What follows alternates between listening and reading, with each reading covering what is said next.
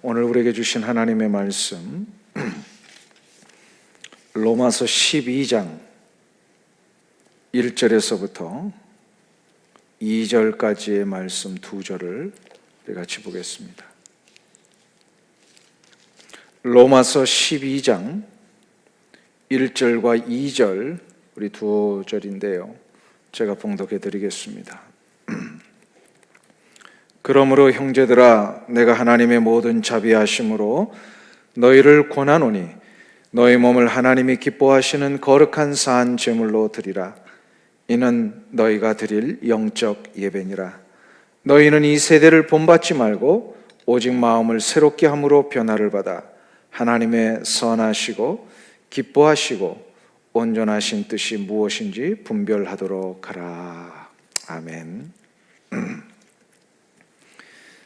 그리스도인들에게 있어서 예배는 두 가지 의미를 가지고 있습니다. 첫째는 공적인 예배입니다. 다 함께 모여 우리의 마음과 뜻을 하나님 앞에 정성을 다하여 올려드리는 것, 여기에는 우리의 찬양과 경배가 올려지는 것을 뜻합니다. 이것은 너무나도 중요한 우리의 의무요, 특권입니다. 의무라고 하는 것은 우리가 지음받은 목적이 바로 이 예배라고 하는 뜻입니다. 그러니까 우리가 하나님 앞에 지음받아 하나님의 백성으로 사는 한 이 의무를 해야 되는데, 그게 바로 예배의 삶이라는, 예배하는 생활이라는 겁니다. 이것에 대하여 이사야 43장 21절에서 하나님이 이사야 선지자를 통해 우리에게 분명히 말씀하셨습니다. 이 백성은 내가 나를 위하여 지었나니 나의 찬송을 부르게 하려 함이니라. 우리가 하나님 앞에 지음받은 목적이 하나님 앞에 찬송하기 위함이다. 여기서 찬송이라고 하는 것은 여기서 테힐라라고 하는 뜻을 갖고 있는데요, 테힐라는 하나님의 하나님 되심을 우리가 마음과 정성을 다하여 올려드리는 것, 그리고 하나님의 하나님 되심을 선포하며 기뻐하며 높여드리는 것, 이것을 이제 테힐라라고 합니다. 이 테힐라는 그래서 찬양이 들어가고 기도가 들어가고 말씀이 들어가는 우리의 모든 경배를 포함하는 내용입니다. 이것 때문에 우리가 매 안식일마다 모여서 일주일에 한 번씩 하나님 앞에 예배를 드리도록 되어 있습니다. 이거는 영원한 규례입니다. 율법 속에서 하나님이 이거는 영원토록 지켜야 될 규례로 말씀을 하셨어요. 그러니까 주일날 모여서 하나님 앞에 예배 드리는 것은 어떠한 상황이든지 어떠한 형편에서든지 우리가 늘 지켜야 되는 하나님 앞에서의 의무입니다. 그런데 이제 이 안식일이 왜 주일로 바뀌었느냐에 대해서는 제가 여러 번에 걸쳐서 말씀드렸기 때문에 오늘 그걸 다 설명을 하려면 시간이 없습니다. 그래서 그거는 이제 우리 다음 기회에 한 번 더 들어보시면 되겠고요. 이제 우리의 안식일이 주일로 바뀌었다라는 것을 우리가 늘 명심해 두고 주일에 모여서 하나님을 찬양하고 경배하고 하나님을 높여드리는 이 예배는 어떤 상황이 올지라도 중단되거나 타협할 수 없는 우리 성도의 중요한 의무라는 겁니다. 이 의무라고 하는 것은 이유를 물을 수 없는 영원한 규례, 이거는 우리가 따질 일이 아닙니다. 이건 하나님이 그렇게 정해 놓으셨습니다. 그렇기 때문에 이제 예배는 의무입니다. 또한 동시에 예배는 특권이 있습니다. 특권이라고 하는 것은 예배를 드리는 자에게 하나님께서 보장해 주시는 은총과 축복, 복이 있다라고 하는 이 사실입니다. 그러니까 예배를 드리기만 하면 하나님의 은총과 복이 내려진다는 겁니다. 하나님의 은총과 복이 내려지는 자에게는 나타나는 결과가 있습니다. 진짜 예배를 제대로 드리고 하나님의 은총과 복을 누리면 그 예배 드리는 자에게 나타나는 것이 있어요. 그게 바로 뭐냐면 생명의 능력이라는 겁니다. 생명의 능력. 생명의 능력이 있으니까 그 육체가 다시 살게 됩니다. 생명의 능력이 있으니까 그 영혼이 즐거움과 기쁨을 얻게 되고 안식을 얻게 되고 평안과 안정을 찾습니다. 그리고 자유함을 얻습니다. 이게 생명의 능력이에요. 그리고 이 생명의 능력은 우리의 인생의 길에도 놀라운 역사가 있는데 인생의 시온의 대로가 열립니다. 그래서 예배하는 현장에는 하나님이 예배하는 사람에게도 복을 내리고 그 사람이 속하여 있는 삶의 바운더리, 환경에도 하나님이 복을 내리십니다. 그러니까 사람이 생명을 얻고요, 그 땅이 생명을 얻습니다. 이게 놀라운 그 축복입니다. 예배하는 곳에 단 한 가지 조건이 있습니다. 이 복과 은총이 내려지는 조건. 예배를 드리되 예배하는 자가 하나님 앞에 거룩한 산 제물로 자기가 하나님 앞에 기뻐하실 만큼의 예배자가 되어야 됩니다. 이게 이제 우리가 지난주에 살펴본 내용입니다.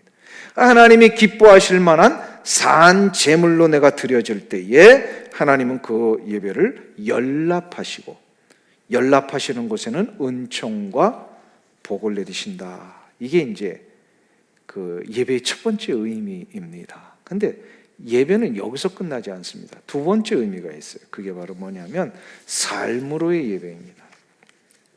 삶으로의 예배란 예배자의 마음으로 이 세상을 살아가는 것을 말합니다.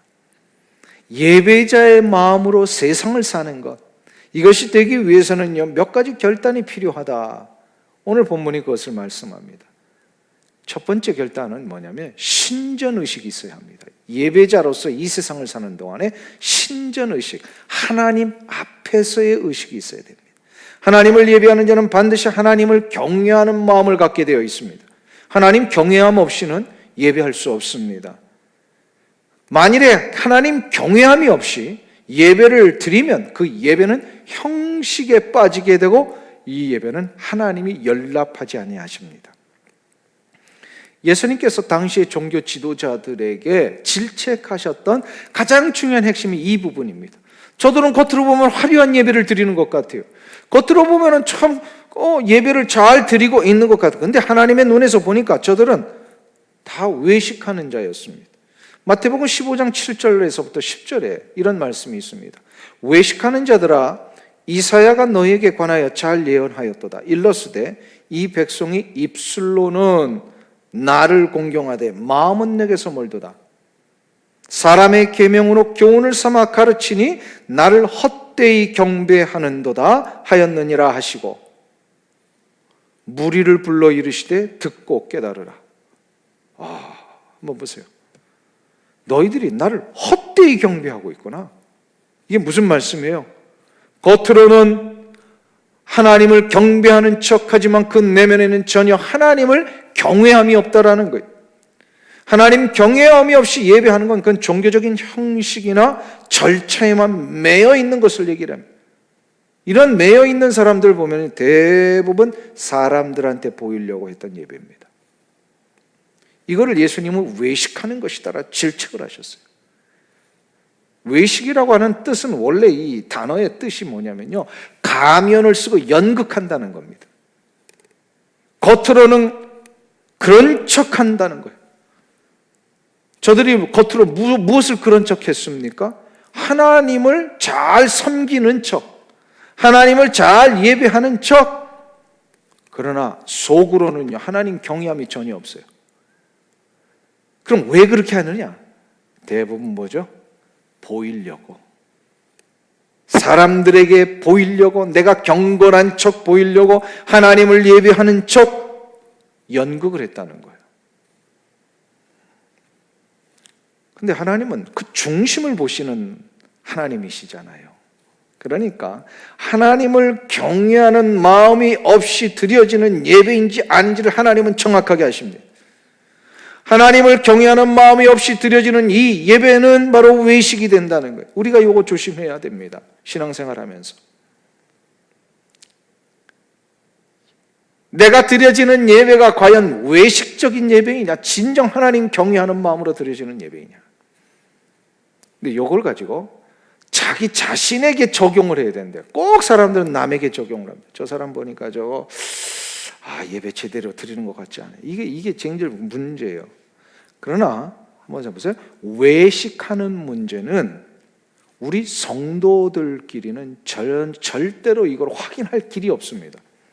예수님이시니까 이걸 보셨죠. 사람들의 눈에는 이게 볼 수 있는 능력이 없습니다. 저 사람이 외식적으로 예배를 드리는지, 저 사람이 마음에는 없는데 할 수 없어서 사람들의 눈도 있으니까 체면 치레로 그냥 형식적으로라도 예배를 드리는 건지는 우리는 절대로 알 수 없습니다. 오히려 어떤 경우에는 예배 드리는 척 하는 사람들의 모습이 더 진지해 보일 때가 있어요. 그래서 우리는 그 사람이 외식을 하는지 안 하는지 그 예배하는 모습을 가지고는 그 사람의 진정한 마음의 자세를 알 길이 없습니다. 자, 그러면 외식의 문제를 우리는 어떻게 해결합니까?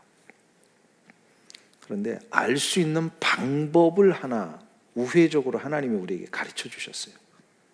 그게 바로 뭐냐면 예배 드렸던 그 사람이 세상에 나가서 사는 삶의 모습을 보고서 저 사람이 외식하는 자인지 아닌지를 우리는 간접적으로 확인을 한다는 겁니다. 왜 그럴까요? 예배를 드렸던 사람이 세상에 나가서 사는 모습, 곧 예배자가 사는 모습을 보면서 그의 외식인지 진정 경건하고 경외하는 마음으로 예배를 드리는 자를 알 수 있는 이유가 뭘까요? 진정으로 하나님 경외하며 예배한 자는 그리하여 그가 하나님이 기뻐하시는 산 제물로 자기를 드리며 예배했다면 그는 이 예배당 바깥에서, 예배 현장 바깥에서 분명 저들이 세상의 삶에서 하나님 경외하는 모습으로 살 수밖에 없다라는 거예요. 하나님을 진짜 경외하며 예배한 자는 세상 바깥에서도, 그러니까 교회 바깥에서 세상에서도 하나님을 경외하는 자의 모습으로 살 수밖에 없다라는 거예요. 하나님을 두려워하는 자는 예배 시간에도 하나님 두려워하지만 예배 시간 외의 삶에서도 하나님 두려워하게 돼 있어요. 하나님이 언제나 나를 보고 계시다라는 이 사실, 하나님이 지금 이 현장에서 나를 보고 계시다는 이 사실, 이거를 우리는 잊지 않게 됩니다. 진짜 하나님 경외하면. 그래서 내가 나의 삶의 현장에서 하나님이 나를 보고 계시다라고 하는 이 사실을 잊지 않고 사는 것을 우리가 많이 들어보셨죠. 이걸 신전의식이다. 코람데오라고 하는 말이 바로 그 뜻입니다. 이 때문에 종교개혁자들이 형식에 빠진 중세 캐톨릭의 반대에서 부르짖었던 아주 중요한 신앙의 회복 운동이 바로 이거예요. 코람데오 운동입니다. 중세의 모든 캐톨릭이 형식에 빠져 있고 하나님을 경외함도 없이 그냥 이 형식과 절차 때문에 그냥 할 수 없이 드려지는 이 예배가 아니라 매 순간마다 하나님 앞에서 드려지는 예배, 이거를 제대로 드리면 삶에서도 하나님 앞에서 산다는 거예요. 그래서 이거를 회복하는 것이 종교개혁의 아주 중요한 모토였습니다. 하나님 앞에서 언제든지 무엇을 하든지 어떤 삶을 살든지 하나님을 경외하는 자, 하나님을 두려워하는 자는 하나님을 예배하는 마음으로 이 세상을 살게 되어 있더라는 겁니다. 방송국에 가면 그 방송실에 그 스튜디오 안에서 방송이 시작이 되고 녹음이 시작이 되고 녹화가 시작이 되면 반드시 그 바깥의 문에 그 불이 하나 들어오게 되어 있습니다. On air라고 하는 겁니다. 방송 중이다라고 하는 표시입니다. 이 방송 중에는 뭐예요? 그 어떠한 것도 방해가 될 수 없다. 뭐 이제 이런 뜻입니다. 근데 이거를 우리의 신앙의 삶으로 한번 적용을 해보면 이런 겁니다. 우리의 성도의 삶은 언제나 on worship, 언제나 우리는 예배자의 삶으로, 예배당에서 예배를 드릴 때도 예배자로, 하나님을 경외하는 자로, 내가 산 제물로 드리는 자로 하나님 앞에 설 뿐만 아니라 예배가 끝나고 세상의 삶에서 우리가 나아갈 때도 이 하나님 앞에서 on worship, 예배자의 모습으로 예배자로 하나님 앞에서 이 세상을 살아갑니다. 이게 신전의식이죠. 그래서 내가 운전을 할 때도 예배자의 마음으로 운전을 하고, 우리가 일터에서 누군가를 만날 때도 예배자의 마음으로 만나고, 학교나 직장에서 맡겨진 일을 감당할 때도 예배자의 마음으로 할 때에 우리의 삶은 on worship이 됩니다. 언제나 삶으로의 예배가 우리 가운데 시작이 되는 것입니다. 그래서 이 신전의식을 갖자. 굉장히 중요합니다. 두 번째 결단이 필요합니다. 우리의 삶에서 예배자로서 살기 위해서는 어떻게 되느냐? 내게 주어진 삶을 소중히 여기는 겁니다. 내게 주어진 삶을 소중히 여기는 것이다. 하나님 앞에 내가 거룩한 산제물이 되어서 하나님이 기뻐하시는 영적인 예배를 드리는 자라면, 아까 뭐라 했어? 하나님 늘 경외하고 하나님 신전의식을 갖게 되어 있다 그랬죠. 언제나 어디서든지 하나님 나를 지켜보고 계신다는 이 두려움이 있게 되어 있다 그랬어요. 이러한 마음으로 세상에서 사는 것이 바로 예배자의 삶을 사는 것이다 그랬습니다. 자, 이렇게 되면 어떤 일이 일어날까요? 무엇이든지 어떤 이 상황에서든지 예배자로 살게 되면 이런 사람은 분명히 자신의 삶에 주어져 있는 모든 것들이 하나님이 허락하신 것이다 라는 것을 깨닫게 됩니다. 내게 허락되어 있는 이 모든 것이 이게 하나님 주신 것이구나. 그래서 이러한 사람들은 이것을 소중히 여깁니다. 역대상 29장에 보면 다윗이 너무나도 하나님 앞에서 성전을 짓고 싶어가지고 하나님, 내가 하나님의 전을 좀 짓고 싶습니다. 간절히 기도하고 기도했더니 하나님이 응답을 하시는데 너는 안 된다. 너 피 많이 흘려서 안 된다. 그래서 내 아들 때에 이거를 짓도록 해라. 대신 너는 이걸 준비를 시켜라. 그래서 다윗이 너무 아쉽지만 하나님이 그렇게 말씀하시니까 순종해서 자기 아들 솔로몬이 지을 수 있도록 하기 위하여 모든 건축 자재와 필요한 그 것들을 다 준비를 합니다. 그러니까 완벽하게 준비를 해요. 그래서 이게 준비가 끝나고 나서 그 자기는 나름대로 성전 건축을 하지는 못했지만 마치 성전 건축을 하는 마음으로 하나님이 이 모든 것 내가 다 준비했습니다. 가만히 생각해 보니까 이게 내가 준비한 게 아니고 하나님이 주셔서 준비한 것입니다 라고 하는 고백을 역대상 29장에 합니다. 그래서 그가 감사의 기도를 올려요. 이 감사의 기도 중에 14절에서 아주 중요한 핵심적인 이야기를 합니다.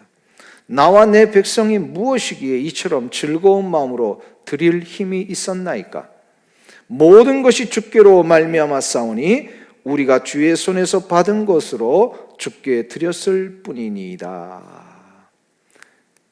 이게 무슨 얘기냐면, 나 같은 사람이 어떻게 이런 것을 준비할 수 있었을까요?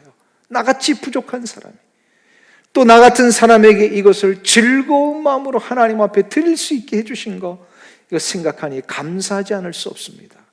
아무리 생각해 보아도 이거는 내가 준비한 게 아니고 하나님이 내 손에 쥐어 주셔서 이거를 가지고 하나님의 전을 건축할 수 있도록 해주신 것입니다 라고 하는 이런 고백입니다. 하나님이 다윗을 기뻐하시는 이유가 바로 이 부분입니다. 이러한 모습입니다. 다윗이 왜 능력이 없었습니까? 다윗의 그 열심이 얼마나 특출했습니까? 다윗이 얼마나 희생하고 또 노력해서 이런 많은 일들을 이루었습니까? 그러나 그는 늘 그의 마음속 한구석에 무엇이 있었습니까? 하나님이 나를 이렇게 인도하지 아니하시면 나는 이것을 할 수 없었습니다 라고 하는 아주 근본적이고도 가장 낮아진 자의 모습을 그는 하나님 앞에 견지했습니다. 모든 것 하나님이 주신 것임을 인정하는 이 믿음과 신앙을 하나님이 기뻐하셨던 것입니다. 자, 그러면 내게 주어진 이 모든 것이 하나님이 주신 것이라면 하나님의 주신 것이 소중하지 않은 게 있을까요, 없을까요? 이걸 우리가 생각해 봐야 합니다. 하나님이 주신 것인데 이게 소중하지 않을 수 있습니까? 어쩌다가 막 뒹굴며 살다가 그냥 내게 굴러온 것이 아니라, 어쩌다 주신 게 아니라 하나님의 경륜과 계획 속에 내게 이거를 주셨다면 이거 소중하지 않습니까?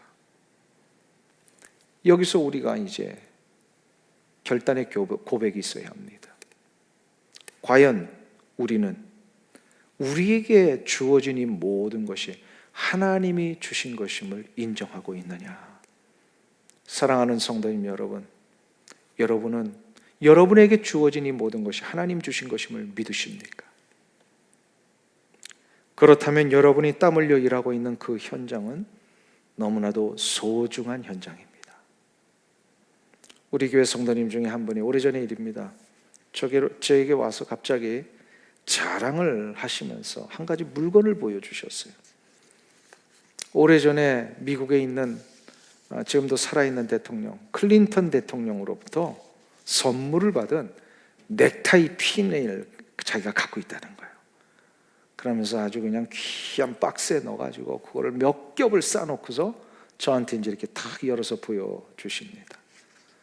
얼마나 그 넥타이 핀을 소중하게 여기고 계시는지 제가 하도 신기해가지고 한번 만져보려니까 만지질 못하게 하시더라고요.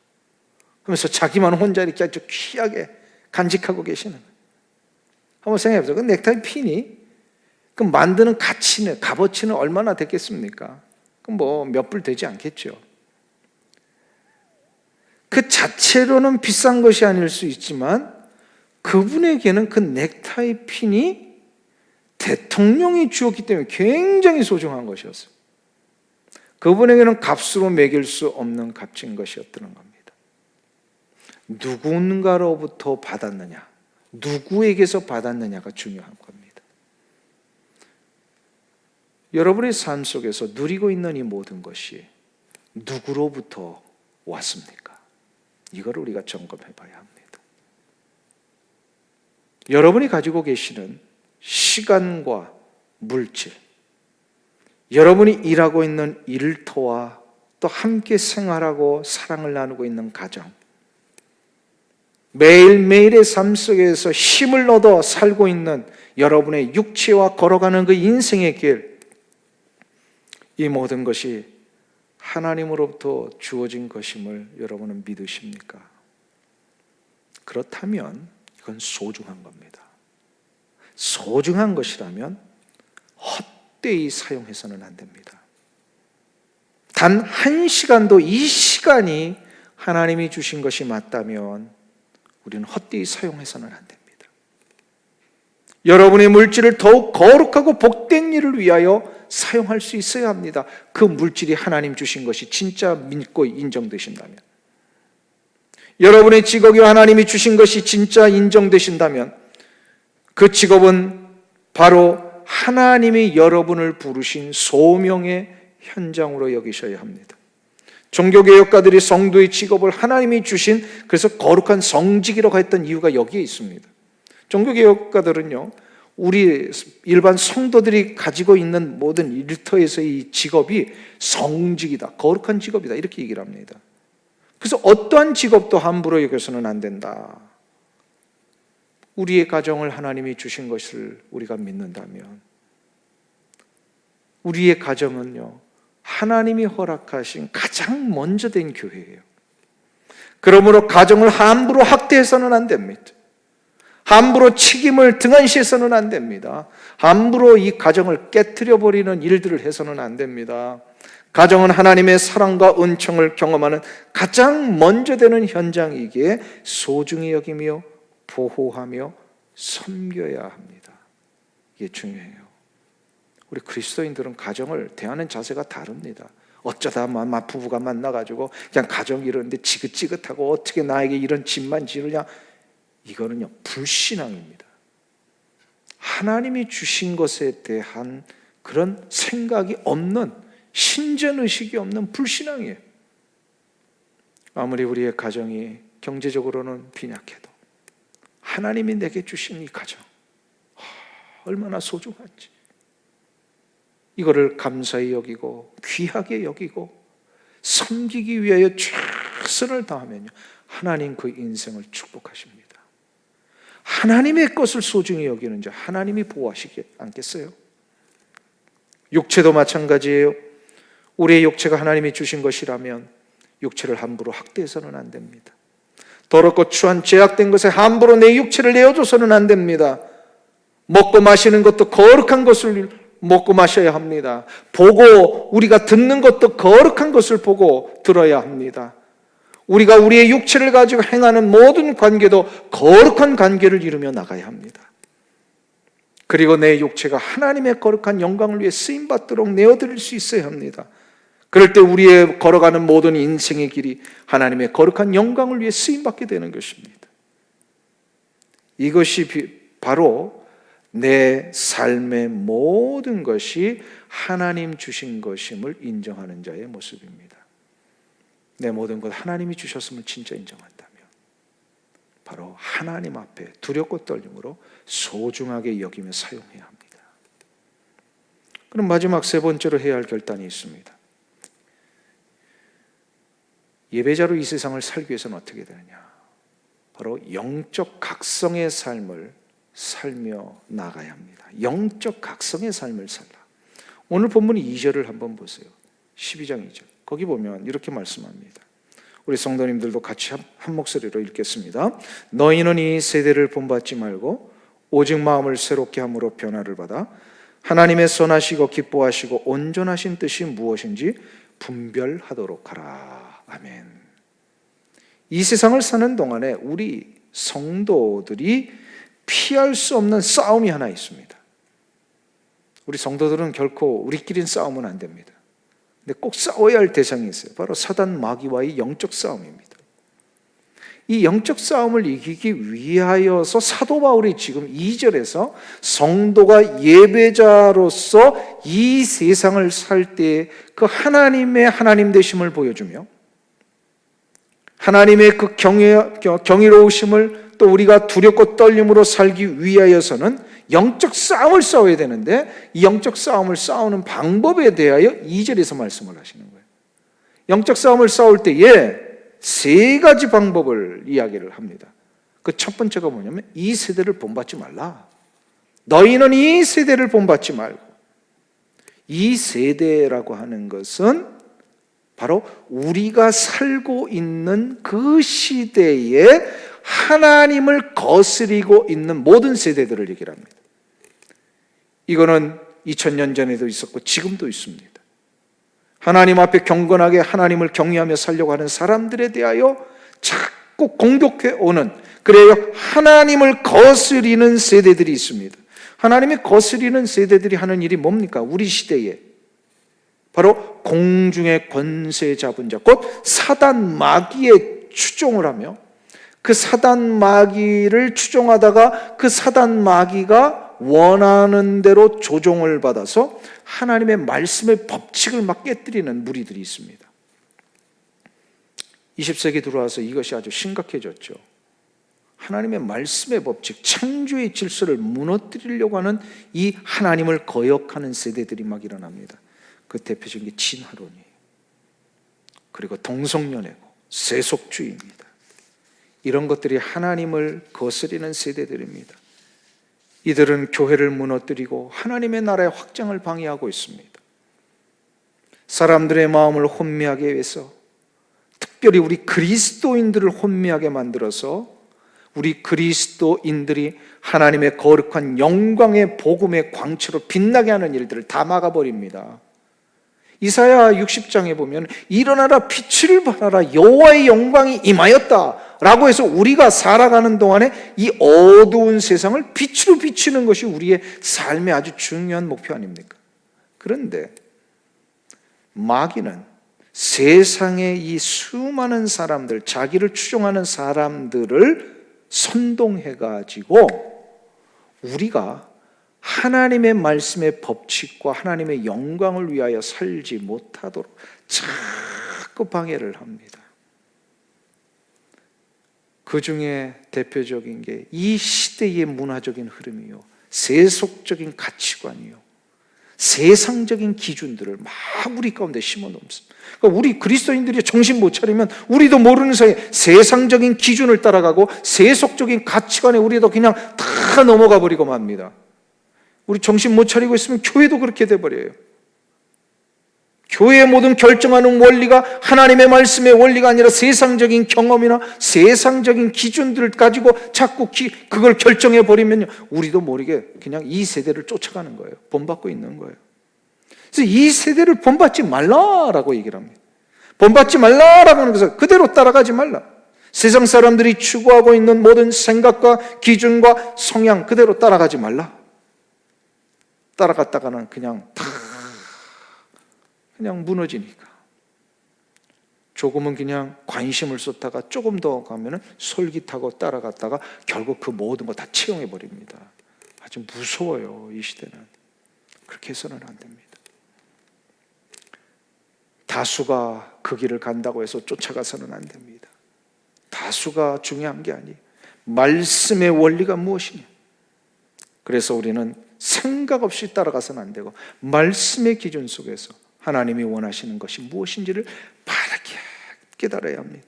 그래서 말씀의 기준이 아닌 것은 아니다라고 얘기할 수 있어야 되고, 잘못된 것은 잘못되었다라고 말할 수 있어야 합니다. 이것이 이 세대를 본받지 않는 겁니다. 근데 두 번째로 해야 될 게 있어요. 바로 변화를 받아야 합니다. 변화를 받아야 합니다. 우리는 치열한 영적 싸움을 싸우고 있습니다. 그래서 모두가 부정을 저지르고 버젓이 살고 있다고 우리도 그 부정을 저질러도 되는가 보다 이렇게 생각하면 안 된다는 거예요. 아니, 다 부정한 방법으로 뭘 하고 있는데 아무도 문제가 되지 않네? 그렇다고 해서 우리도 그러면 저들이 하는 방식대로 따라가느냐? 아니라는 거예요. 언제나 우리는 두렵고 떨리는 마음으로 하나님 원하시는 것이 무엇인지를 분별하기 위해서 나가야 합니다. 그게 아까 말씀드렸죠. 말씀의 기준입니다. 말씀의 법칙을 세우고 세상을 향하여 나갑니다. 처음에 이거는 쉽지 않습니다. 어려워도 그러나 결국 말씀의 기준과 법칙의 선자만이 세상을 이길 수 있습니다. 이렇게 될 때 우리는 어떻게 되냐면 이제 마음을 새롭게 함으로 변화를 받을 수 있습니다. 변화를 받는.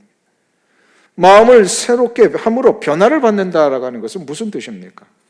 제가 이걸 주일날 잠깐 언급을 했어요. 이거는 겉으로만 이렇게 변화를 가져오는 것이 아니라 근본적인 내면에서부터 새로워지는 것을 얘기를 합니다. 그래, changed 된 것이 아니라 바로 transformed 된 걸 얘기를 합니다. transformed. 마태복음 17장에 보면 예수님께서 변화산상에 올라가셔가지고 이 변화된 모습을 베드로와 야고보와 요한에게 보이셨습니다. 예수님이 변화되신 모습은 천상의 모습입니다.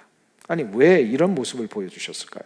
이게 이제 우리가 좀 생각해 봐야 합니다. 왜 예수님이 제자들에게 그러니까 천상의 모습을 보여주셨을까? 이것은 한 가지입니다. 세상의 위협과 유혹, 세상에서 다가오는 이 모든 고통과 변민의 연속이 이 세상을 다 이렇게 모든 흐름을 주관하고 있을지라도 그러한 모습 앞에 흔들리지 않을 수 있는 능력이 뭐냐? 그건 바로 천상의 능력을 소유하며 사는 것이다. 이걸 가르쳐 주시기 위함입니다. 세상의 수많은 흐름과 공격과 사단 마귀의 공중권세 잡은 자들의 이 장난에 놀아나가지고 하나님의 말씀의 법칙을 막 흔들고 창조의 질서를 무너뜨리는 이 너무나도 혼탁한 세대 앞에 우리가 저들의 기준 앞에 흔들리지 않을 수 있는 능력이 뭐냐? 천상의 능력을 소유하고 사는 것이다. 여기서 마음을 새롭게 함으로 변화를 받아라고 하는 것, transformed 된다라고 하는 것은 바로 이 능력을 소유하게 된다라는 겁니다. 이 능력을 소유하게 되면 비록 우리의 육신은 세상을 살고 있는 자이지만 하늘의 능력과 권세로 세상을 주관하며 살게 되어 있다는 겁니다. 이게 우리에게 중요한 거예요. 세상 사람들이 만들어 놓은 가치와 기준을 따라 사는 자가 아니라 하나님의 나라의 기준, 하나님의 말씀의 가치관으로 살기 때문에 우리는 세상 앞에 흔들리지 않고 나가게 됩니다. 이게 바로 transformed 된 거예요. 이게 변화되신 예수님의 모습을 보여주신 이유예요. 이거는 내가 시작하는 것이 절대로 아닙니다. 내 안에서 시작되지 않습니다. 이거는 성령님께서 나를 그렇게 변화시켜 주십니다. 변화시켜 주시는 거예요. 그러니까 우리가 성령님의 인도하심을 날마다 매 순간마다 요청하며 나갈 때에 세상에 휘둘리지 아니하고 우리가 transformed 된, 완전히 변화된 사람으로 세상을 오히려 주도하며 나갈 수 있습니다. 천상의 능력을 소유하기 때문에. 이렇게 되면 마지막 세 번째로 영적 각성이 뭐냐? 바로 하나님의 뜻을 분별하게 됩니다. 하나님의 뜻을 분별합니다. 그래서 분별하라라고 하는 것은 헬라어로 도키마조라고 하는 단어를 씁니다. 도키마조.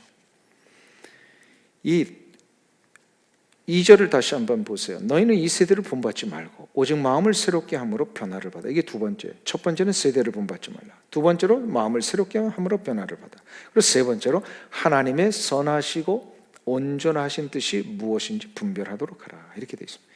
분별하라. 도키마조라고 하는 이 헬라어는 뭐냐면 여기서 분별이라고 하는 것은 이게 분별력 이런 뜻이라고 우리가 혹시 오해할 수 있는데 여기서는 영어의 discernment가 아니고요. 뭐냐면 prove입니다. prove. 뭐냐면요. 입증해 보라는 거예요. 하나님의 선하시고 온전하신 뜻을 삶에서 입증하라. 증명하라. 무슨 얘기입니까? 내 삶에서 하나님의 뜻이 결국 옳은 것이었음을 실행하며 증명하며 사는 삶을 얘기를 합니다. 하나님의 뜻은 언제나 옳으십니다. 하나님이 뜻하신 바는 언제나 선하셨습니다. 그 하나님의 선하시고 온전하신 뜻이 어디에 있습니까? 말씀에 있습니다. 그러므로 말씀을 읽고 들으며 묵상하여 얻은 말씀의 교훈과 명령들을 내 안에서만 갇혀 놓지 말고 용기를 내서 내 삶에서 실천할 때에 세상의 사람들이 그 실천하는 나의 말씀의 모습을 그대로 살아가는 모습을 보면서 어떻게 되는 거예요? 하나님의 선하신 뜻, 하나님의 온전하신 그 뜻이 옳은 것이었구나. 이것만이 살 수 있는 방법이구나 라고 알게 되더라는 거예요. 그러니까 어떻게 됩니까? 내가 하나님의 말씀대로 사는 것을 통하여 내가 사는 것을 보여줘야 합니다. 경제적인 계산의 원리로 비즈니스가 사는 게 아니라 세상 사람들이 말하고 있는 가치와 기준으로 내 관계와 내 가정을 살리는 게 아니라 하나님의 말씀의 법칙대로 순종하며 갔더니 내 가정이 살고 내 비즈니스가 살더라 라고 하는 것을 내가 입증하며 보여줄 때에 저들도 곧 알게 됩니다. 하나님의 그 선하신 뜻이 옳은 것이었구나. 이것이 바로 하나님의 기뻐하시고 온전하신 뜻이 무엇인지를 분별하라고 하는 뜻의 가장 중요한 의미입니다. 사랑하는 성도님 여러분, 지금 우리의 삶이 비록 갇혀 있는 것처럼 보이지만 이럴 때일수록 더욱더 성령님과 교제하시고 말씀을 읽고 묵상하여 그 말씀을 용기를 내서 한번 순종하며 실천해 보세요. 그때에 성령님은 말씀의 능력으로 여러분에게 생명의 역사를 시작하실 것입니다. 생명의 역사를 시작하면 어떤 일이 일어납니까? 내가 사는 것이 입증됩니다. 내가 사는 것이 입증되면 세상의 사람들은 하나님의 살아계심을 나의 삶을 통하여 보게 될 것입니다. 이것이 바로 이 세대를 본받지 말고 더욱더 새롭게 변화돼서 하나님의 선하시고 온전하신 뜻이 무엇인지를 분별하는 것, 곧 입증하는 삶입니다. 이 은혜가 이 어려운 때에 여러분의 삶 가운데 꼭 일어나시기를 주님의 이름으로 축원합니다. 420장 찬송 부르시면서 기도의 자리로 나가겠습니다. 420장입니다.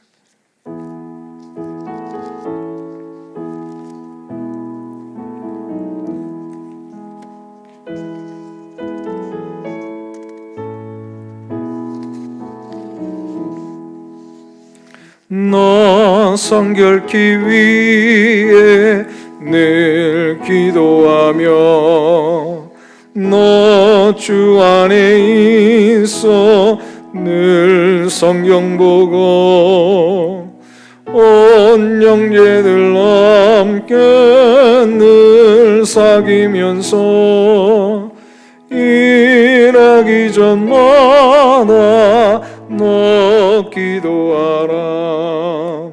너 성결케 위 머리 숙여 저 은밀히 계신 내 주께 빌라. 주 사귀어 살면 주 닮으리니 널 보는 이마다 주 생각하래. 너 성결케 위해 주 따라가고 일 다급하여도 당황치 말고 참 즐거울 때나 또 슬플 때나 너 주님만 믿고 늘 따라가라. 너 성결케 위해 늘 기도하며 내 소원을 주께 다 맡기어라. 너 성령을 받아 주 섬겨 살면 저 천국에 가서 더 잘 섬기리. 기도하겠습니다. 전능하신 하나님 아버지, 이 시간 주의 크신 은혜와 사랑을 인해 감사와 찬송과 영광을 올려드립니다. 예배는 늘 하나님 앞에 모여 하나님을 찬양하며 경배하는 것임을 우리가 이제 알았사오니 날마다 주 앞에 모여 예배하는 일을 우리가 사모하며 이 일을 위해 우리가 주 앞에 나아갈 수 있도록 축복하여 주옵소서.